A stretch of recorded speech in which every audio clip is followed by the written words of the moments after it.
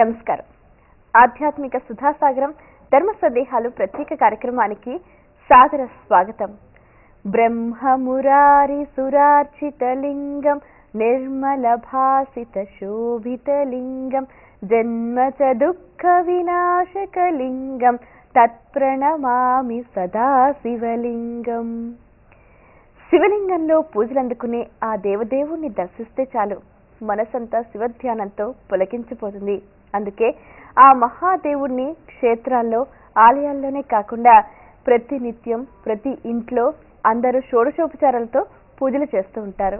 అయితే ఈ పూజా క్రమంలో అసలు శివలింగం ఏ వైపున ఉంచి పూజ చేయాలి, ఏ ద్రవ్యాలతో పూజ చేయాలి, ఎలా పూజ చేయాలి, ఎలా ఆ దేవుణ్ణి సేవిస్తే త్వరగా కరుణిస్తాడు, ఇలాంటి ఎన్నో రకాల సందేహాలను ప్రేక్షకులు ఉత్తరాల ద్వారా, ఈమెయిల్స్ ద్వారా మన ఈ కార్యక్రమానికి రాసి పంపించారు.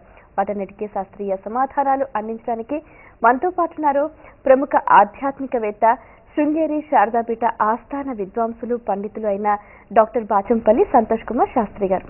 వారితో మాట్లాడి మరిన్ని విషయాలు వారి మాటలు తెలుసుకుందాం. ఈనాటి కార్యక్రమాన్ని ప్రారంభిద్దాం. నమస్కారం అండి. నమస్కారం అమ్మా.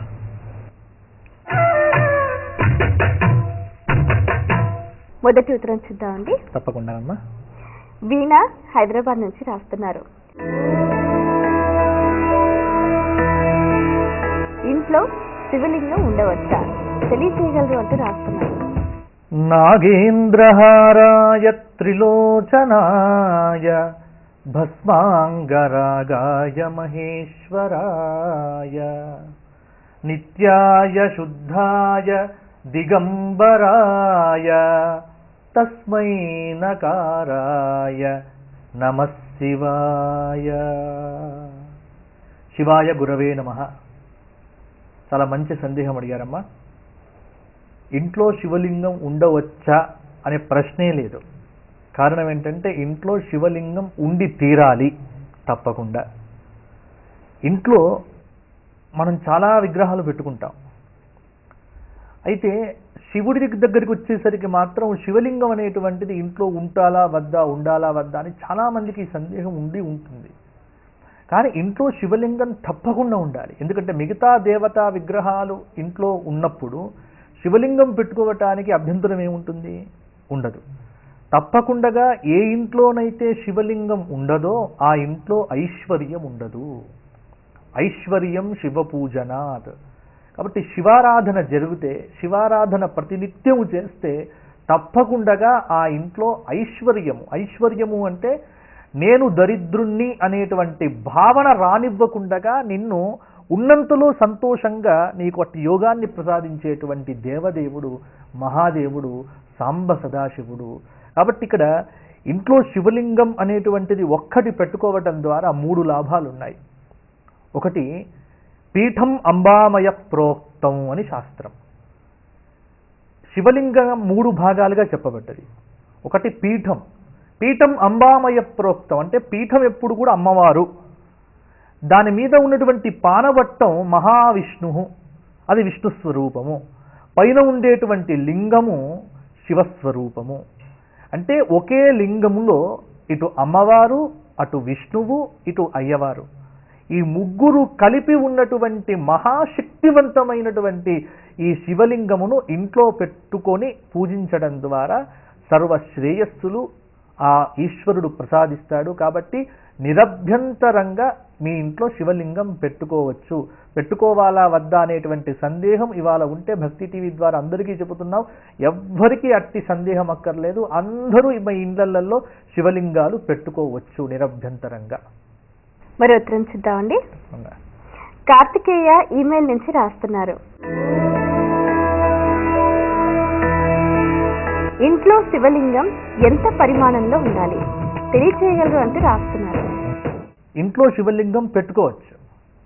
ఆ పెట్టుకునేటువంటి పరిణామం ఎత్తు ఎంతైతే ఉందో అది మనకు ఆగమ శాస్త్రాలు, శివపురాణము, లింగ పురాణము ఇలా చాలా గ్రంథాల్లో మనకు చెప్పడం జరిగింది.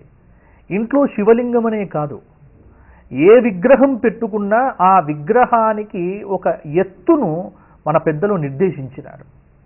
అంగుష్ఠమాత్ర అంతే. మన ఇంటి యజమాని యొక్క అంగుష్టం ఎంత ఉంటుందో ఆ అంగుష్టం మధ్య భాగంలో ఉండేటువంటి గీత ఉంది, అది దాటకుండగా ఇంట్లో ఆ విగ్రహం పెట్టుకోవాలి. అంటే మనం పూజలో పెట్టుకునేటువంటి విగ్రహం. ఇక్కడ శివలింగం కూడా ఇంతకంటే పెద్దది అక్కరలే. పెట్టుకుంటే అంతకంటే పెట్టుకుంటే ఏమవుతుంది అని అడిగితే ఏమీ అవ్వడం అంటూ ఏమీ ఉండదు. విగ్రహము ఎంత స్థాయిలో పెరుగుతూ ఉంటే అంత నియమము, అంత నిష్ఠ, అంత ఆచారము ఇవన్నీ పెంచుకుంటూ వెళ్ళిపోవాలి. కాబట్టి చాలా పెద్ద గృహం ఉంది, చాలా పెద్ద పూజా మందిరం ఉంది, చాలా పెద్ద పూజా మందిరం ఉంది, దానికి అన్ని సౌకర్యాలు ఉన్నాయి అంటే ఇక ఇంట్లో పెద్దది పెట్టుకున్నా ఇబ్బంది లేదు. ఉన్నదే చిన్న చిన్న అట్టపెట్టెల్లాంటి గృహాలు ఇప్పుడు ఉన్నటువంటివన్నీ కూడా.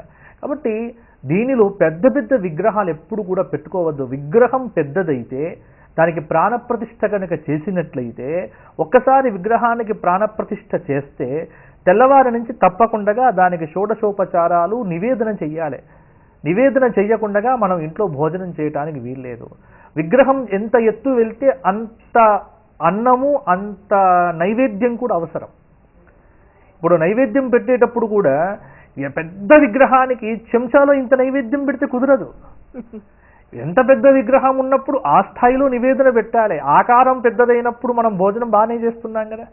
చిన్నపిల్లవాడికి చిన్న గిన్నెలో పెడతాం, పెద్దవాడికి ఏం చేస్తాం, పెద్ద పల్లెల్లో పెడతాం. ఇంకా బాగా కాస్త మంచి భోక్తలైనటువంటి వారికి మామూలుగా ఆబ్దికాల్లో ఏం చేస్తాం, పెద్ద పెద్ద విస్తర్లు వేసి 20-30 పదార్థాలు చేసి పెడుతున్నాం. అంటే వ్యక్తి తినడం బట్టి, వ్యక్తి స్థాయిని బట్టి మనం భోజన పదార్థాలు ఇవన్నీ కూడా పెడుతున్నాం. ఇది లౌకికమైనటువంటి వ్యవహారంలో.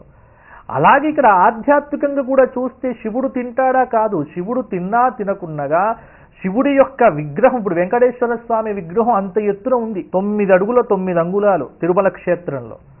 అందుకే మీరు చూడండి, గంగాళాలకు గంగాళాలు నైవేద్యం పెడతారు తప్పితే చిన్న చిన్న గిన్నెల్లో, అట్టపెట్టెల్లో, డబ్బాల్లో పెట్టరు నైవేద్యం. స్వామివారికి పెద్ద పెద్ద కొప్పెరులు తీసుకొస్తారు, గంగానాలు తీసుకొస్తారు, గంగానాల్లో నైవేద్యం పెడతారు. అంటే అర్థం ఏమిటి అంటే, మన ఇంట్లో కూడా విగ్రహము ఎంత పెద్దదైతే నైవేద్యం కూడా ఆ స్థాయిలో పెట్టాలి. కాబట్టి రోజు ఆ స్థాయిలో మనం పెట్టలేం. కాబట్టి మన ఇంట్లో మన ఇంటి వరకు ఎంత పరిమితి అయితే ఉంటుందో అంతవరకు అంగుష్ట మాత్రంగా మనం విగ్రహాలు పెట్టుకుంటే, శివలింగమైన అంగుష్ట మాత్రం ఉండాలి. లేదా ఇంకా వేరేదైనా విగ్రహాలు, పూజలు పెట్టుకునేటువంటి విగ్రహాలు, మళ్ళా దీనిలో తేడా ఉంది. వెంటనే ధర్మ సందేహం వచ్చేస్తుంది. ఏమిటి అంటే, మరి ఇంట్లో మామూలుగా విగ్రహాలు పెట్టుకోవచ్చండి అంటే, పూజలు పెట్టుకునే విగ్రహానికి ప్రాణప్రతిష్ఠాపన చేస్తే దానికి నియమం వర్తిస్తుంది. షోకేసులో పెట్టుకునేటువంటి విగ్రహాలకు ఈ నియమాలు వర్తించవు. షోకేసు విగ్రహాలు వేరు, ఇంట్లో పూజా గదిలో పెట్టుకునేటువంటి విగ్రహాలు వేరు. ఈ రెండింటిని వేరువేరుగా చూడండి. పూజా గదిలో పెట్టుకునేటువంటి విగ్రహాలకు రోజు అభిషేకం చేయాలి, రోజు పూజ చేయాలి. ఎందుకంటే నువ్వు ఎలాగైతే స్నానం చేస్తావో, నువ్వు ఎలాగైతే పండ్లు తోముకుంటావో, నువ్వు ఎలాగైతే నీ దినచర్య చేసుకుంటావో, నీ పూజా గదిలో ప్రాణశక్తితో ఉన్నటువంటి విగ్రహం అనేటువంటి భావన నీకు రానివ్వకుండా, సాక్షాత్తు ఈశ్వరుడు నా ఇంట్లో ఉన్నాడనేటువంటి సజీవ భావనతో ఆ స్వామికి ప్రేమగా మనం సేవ చెయ్యాలి. కాబట్టి ఇంట్లో ఒక బొటనవేలు పరిమాణం కంటే ఎక్కువగా దాటి పెట్టుకోవద్దు. ఇది మన సంప్రదాయం, అనాదిగా మన పెద్దలు చెబుతున్నటువంటిదే. ఇది తప్పకుండా ఇది ఇంటి. మరి ఉత్తరం చూద్దామండి. చైతన్య విజయవాడ నుంచి రాస్తున్నారు. ఇంట్లో పూజించటానికి ఏ లోహంతో చేసిన శివలింగం శ్రేష్టమైనది? మామూలుగా ఇంట్లో పెట్టుకునేటువంటి శివలింగం యుగాన్ని బట్టి మనకు లింగం యొక్క విషయం చెప్పడం జరిగింది. కలియుగంలో అన్నింటికంటే శ్రేష్టమైనటువంటిది మృడుమయ లింగం, మట్టి లింగం. ఇప్పుడు లింగాలు 2 రకాలు, స్థావర లింగాలు, జంగమ లింగాలు అని. మళ్ళా దీంట్లో కూడా చాలా తేడాలున్నాయి, భేదాలున్నాయి. చరలింగాలు, ప్రతిష్ఠిత లింగాలు అని. ప్రతిష్ఠితమైనటువంటి లింగములు అది ఒకే చోట ఉంటాయి, కదలవు. చరలింగాలు అంటే ఇట కదులుతాయి, అంటే ప్రతిష్ఠ లేకుండా ఉండేటువంటివి. ఇక మన ఇంట్లో పెట్టుకునేటువంటి లింగాల్లో లింగం చాలా ద్రవ్యాలతో చేస్తారు. గంధంతో లింగం తయారు చేయడం ఉంది, మట్టితో లింగం తయారు చేయడం ఉంది, పుష్పములలో ఉండేటువంటి పుప్పొడి రేణువులతో కూడా లింగం తయారు చేస్తారు, లవణంతో తయారు చేస్తారు, ఉప్పుతో చేసినటువంటి లింగం. అలాగే వెన్నతో లింగం తయారు చేస్తారు. వెన్నతో గనక లింగం తయారు చేసి దానికి మామూలుగా ప్రోక్షణగా అభిషేకాదులు చేసి అది ప్రసాదంగా స్వీకరిస్తే సత్సంతానం అవుతుంది అని ఒక చోట మనకు శాస్త్రంలో చెప్పబడ్డది. కాబట్టి నవనీత లింగం, గంధజ లింగం, పుష్పజ లింగం, తోయద లింగం, మృణమయ లింగం, పాషాణ లింగం, అలాగే ఇంకోటి సువర్ణ లింగం, రత్నమయ లింగం, ధాతుజ లింగం, ఇలా లింగ పురాణంలో లింగముల యొక్క విశేషాంశాలు అనేకం చెప్పారు. స్ఫటిక లింగం శివరాత్రి రోజున అవతరించింది ఏమిటి అంటే జ్వలన స్తంభ విగ్రహం. అది ఆపాతాల నభస్థలాంత భువన బ్రహ్మాండమావిస్ఫుర జ్యోతి స్ఫాటిక లింగమౌలి విలసత్ పూర్ణేందు వాంతామృతై. ఇది రుద్రుడి యొక్క ధ్యాన శ్లోకం. అందుకే ఇక్కడ ఈ స్ఫటికలింగ రూపంలో, కానీ ఇంట్లో పెట్టుకునేటప్పుడు స్ఫటికలింగాలు చాలా నియమంతో పూజ చేయాలి. రజస్వల దోషాలు ఇంట్లో ఉంటే స్ఫటికలింగాల కష్టం. అందుకే మీరు చూడండి, శంకర భగవత్పాదుల యొక్క పీఠాల్లో, శృంగేరి పీఠంలో కానీ, ద్వారకా పీఠంలో కానీ, పూరి జగన్నాథ పీఠంలో కానీ, ఇక్కడ అన్ని చోట్ల కూడా స్ఫటికలింగాలు ఉంటాయి. కాబట్టి స్ఫటికం అంతా కూడా ఎవరు పూజించాలి అంటే యతీశ్వరులు పూజించాలి. యతీశ్వరులు స్ఫటికమాలలు ధరించాలి. యతీశ్వరులు స్ఫటికం లింగాన్ని కనుక పూజ చేస్తే అదొక శక్తి. అలాగే మరి మనం స్ఫటికలింగాన్ని పూజించాలా అంటే పూజించవచ్చు, పూజించకూడదు అని ఏమీ లేదు. పాదరసంతో చేసిన లింగం కూడా ఉంది. కాబట్టి లింగాల్లో చాలా రకం ఉన్నప్పటికీ మన ఇంట్లో పెట్టుకునేటువంటి లింగం మాత్రము స్ఫటికలింగం అన్ని వర్ణాల వారు అందరికీ కూడా అది కష్టమైనటువంటిది, నియమం ఎక్కువ. బంగారంతో చేసిన లింగం పెట్టుకోవచ్చు ఇంట్లో శక్తి ఉంటే. వెండితో చేసింది పెట్టుకోవచ్చు, రాగితో చేసింది పెట్టుకోవచ్చు. అంతేగాని ఇంకా ఇనుములోహంతో చేసినటువంటి, స్టీల్తో చేసినటువంటి లింగాలు ఎప్పుడు కూడా ఇంట్లో పెట్టుకోవద్దు.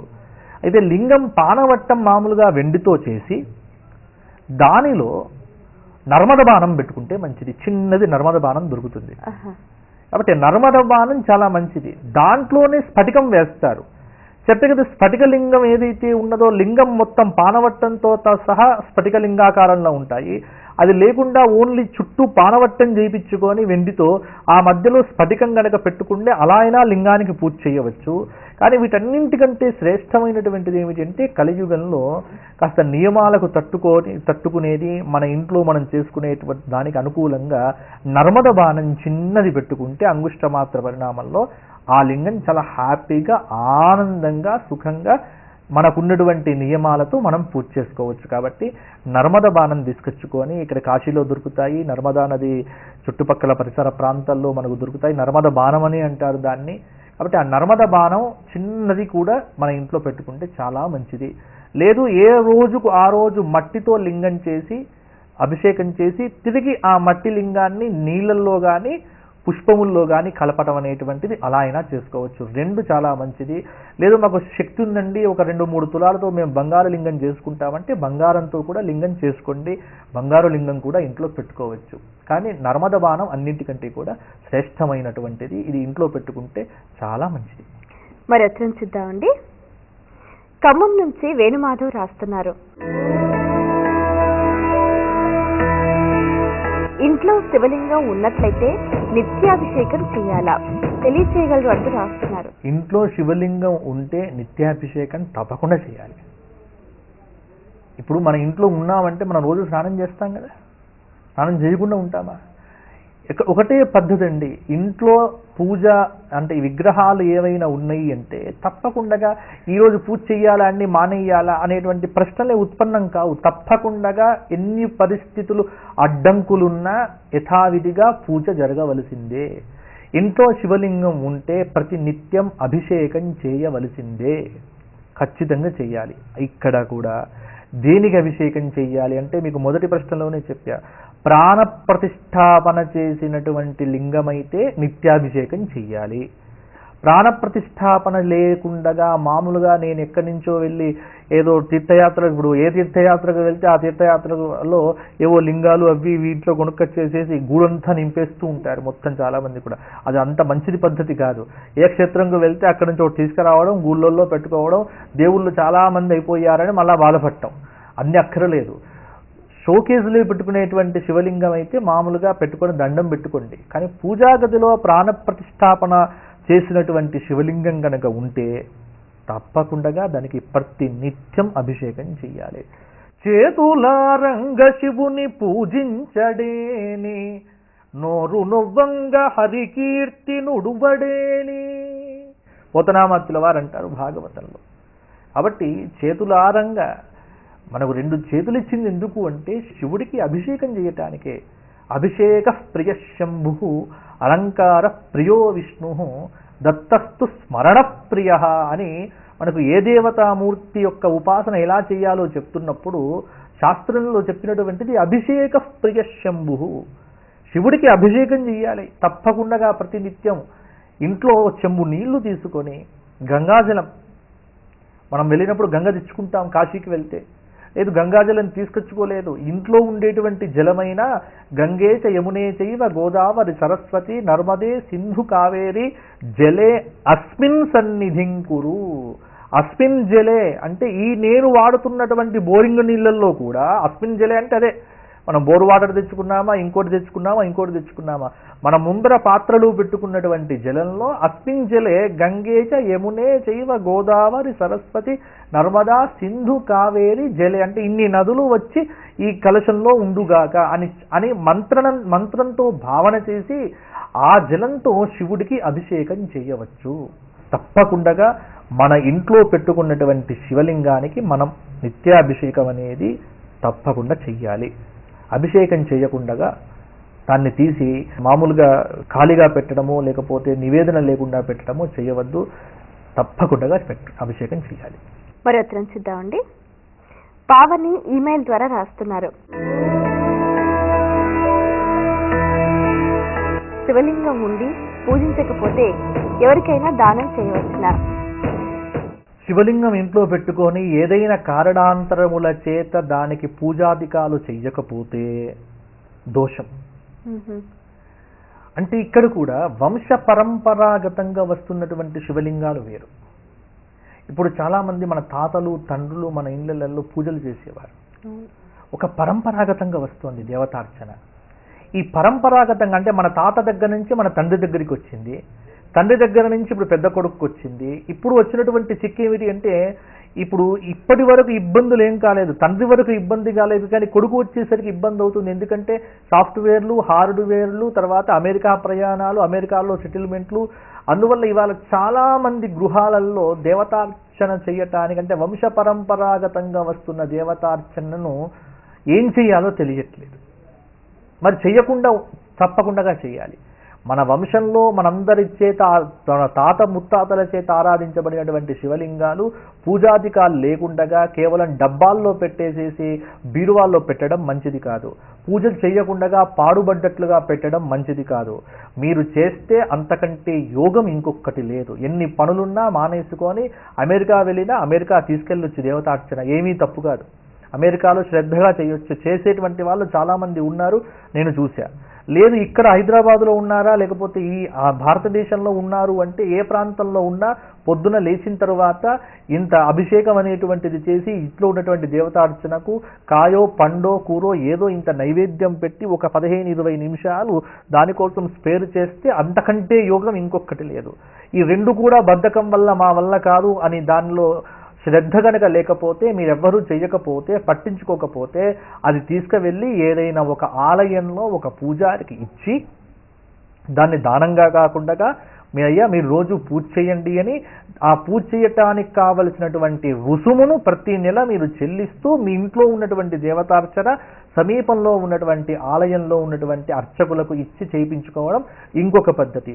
నేను ప్రతి నెల కూడా రుసుము కూడా చెల్లించలేను, నా వల్ల కాదు అనుకుంటే ఎవరైనా చేసుకుంటా పూజ చేసుకుంటా అనేటువంటి ఒక బ్రాహ్మణుణ్ణి పిలిచి ఇది దానం చేయటం మంచిది. కాబట్టి ఇన్ని పద్ధతులు ఉన్నాయి. ఇన్ని పద్ధతుల్లో మీకు తోచినటువంటిది చేసుకోండి.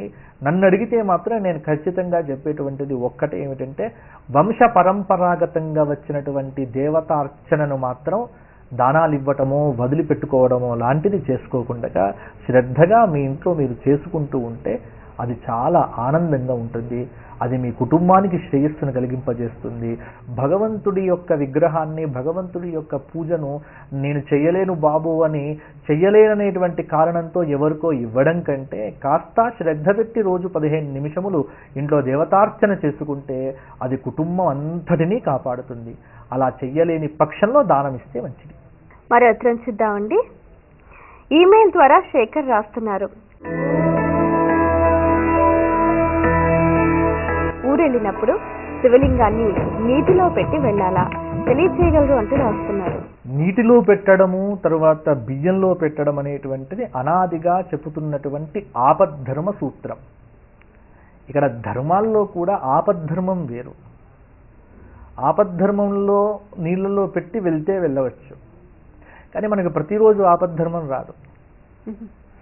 అందువల్ల ఏ ఒక్కరోజో 2 రోజులో, ఇప్పుడు ఏదో సమయానికి ఒక వార్త వచ్చింది, వెళ్ళిపోతున్నాం, ఇంట్లో ఎవ్వరు చేయటానికి వీల్లేదు అన్నప్పుడు అది తీసి జలేవ ధాన్యవ అంటే జలాదివాసం కానీ ధాన్యాదివాసం కానీ అని 2 అధివాసాల్లో ఎక్కడైనా మనం పెట్టి వెళ్ళవచ్చు.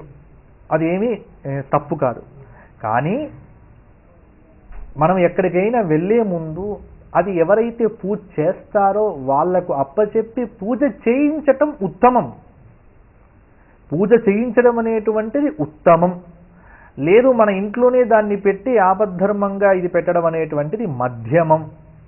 బియ్యంలో పెట్టడం కానీ నీళ్ళల్లో పెట్టడం కానీ మధ్యమం.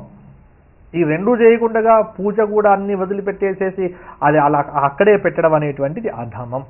అందువల్ల మీరు ఏది చేస్తారో మీరే నిర్ణయం చేసుకోండి. బియ్యంలో పెట్టడము, జలంలో పెట్టడము తప్పైనటువంటి పని అయితే కాదు. అది పెట్టవచ్చు, చేయవచ్చు, కానీ ఆపద్ధర్మంలో మాత్రమే అనే విషయాన్ని మీరు మరవద్దు. చాలా సంతోషం అండి. మీ అమూల్యమైన సమయాన్ని కేటాయించి మా ప్రేక్షకుల ధర్మ సందేహాలకు శాస్త్రీయ సమాధానాలు అందించినందుకు ధన్యవాదాలు. ధన్యవాదాలు. వీక్షించారు కదండి, ఇది ఇవాల్టి మన ప్రత్యేక ధర్మ సందేహాలు కార్యక్రమం. శివలింగాన్ని ఏ విధంగా ఆరాధించాలో తెలుసుకున్నారు కదా. ఆ విధంగా శివుని ఆరాధించి ప్రసన్నం చేసుకొని తరించండి. అలాగే ఇంకా ఏమైనా సందేహాలు ఉంటే కూడా మా ఈ కార్యక్రమానికి మీ సందేహాల్ని క్లుప్తంగా, సూటిగా, స్పష్టంగా రాసి పంపించండి. మా చిరునామా ధర్మ సందేహాలు, కేర్ ఆఫ్ భక్తి TV, road number 92, Jubilee hills, Hyderabad 5,96,000. మా ఈమెయిల్ ఐడి bhaktihvd@gmail.com. మరో కార్యక్రమంలో మళ్ళీ కలుసుకుందాం. అంతవరకు సెలవు. నమస్కారం.